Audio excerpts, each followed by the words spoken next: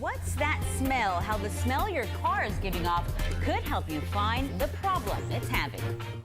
Welcome back, everyone. Well, ever think your nose could help you keep some cash in your wallet?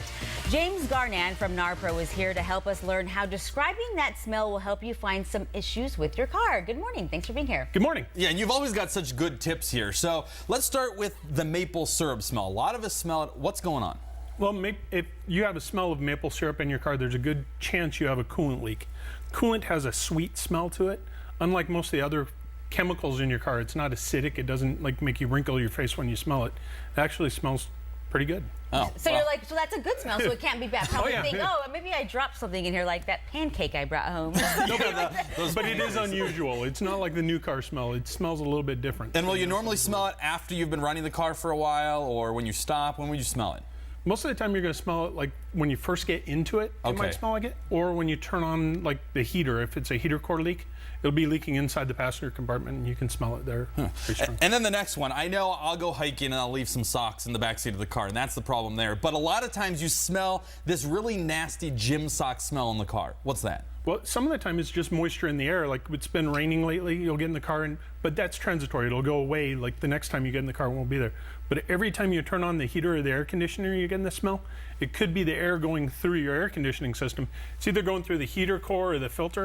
And if you look at that filter, it has a lot of dirt inside it. When moisture gets on it, it gets moldy and you get that kind of gym locker type smell. And people, I think everyone knows what that kind of smells like. Yes, you If turn you've it on. smelled it once, you never forget it. And if you're getting it a little bit, one of the tricks you can do is when you're about a mile away from home, turn off the air conditioner but leave the fan on so it'll dry that area out, and then it won't be as pronounced. Oh.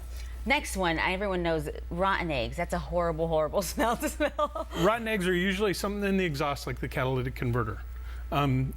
Too rich, too lean, anything going through the exhaust the wrong amount, it sets this thing off and it smells like rotten eggs. It's not. It's pretty bad. odor, yeah. So if you go to Narpro or to another, if you have a mechanic and you tell them this is what I smell, should they pick up on that and it should be something common knowledge that they should know? Yeah, we want to know what you're smelling and when you're smelling it. Do you smell it when you're accelerating on the freeway driving around town? Let us know what the odor is and when you're getting it, and that will help with your diagnostics. Now, this is something that I think people might smell but not think it might be coming from their car, might not be that strong. Burnt paper. Because I smell weird things out on the road a lot when they come in through your AC. Brake pads, as they wear, will smell brake material, clutches, stuff like that.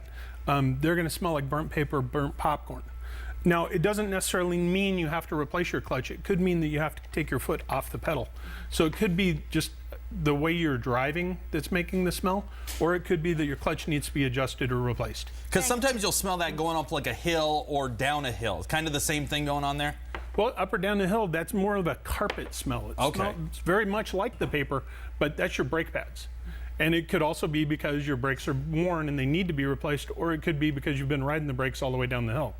Downshift, it's a lot better than braking the whole way. Well, there you go. So if you smell the burned carpet, check those brake pads. And so I guess if you need or you think something's wrong with your car, you should just be kind of using all your senses, like to hear, to listen, smell. I would have never thought smell.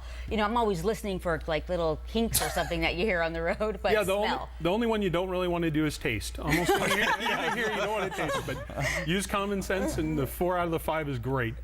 All right, well, thanks, James. Thank you for joining us. Lots of good tips this morning.